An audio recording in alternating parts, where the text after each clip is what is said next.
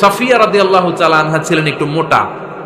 আম্মা জান আয়েশা বললেন, ইয়া রাসূলুল্লাহ, দেখেন আপনার মুটি বউ, আপনার মুটকি বউ, এই মুটি বউ বলে একদিন একটা গালির মতো দিয়ে ফেলছে।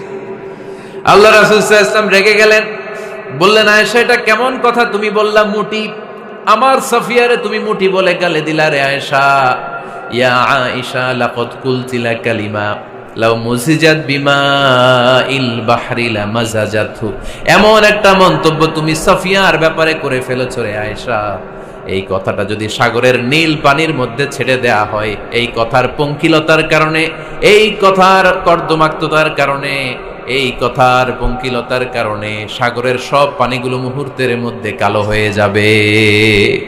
এই কথাটা সাগরে ফেলে দিলে সাগরের নীল পানি পুরোটা কালো হয়ে যাবে। আয়েশা, খবরদার, কাউকে তুচ্ছ করে অবজ্ঞা করে কখনো কিছু বলা যাবে না।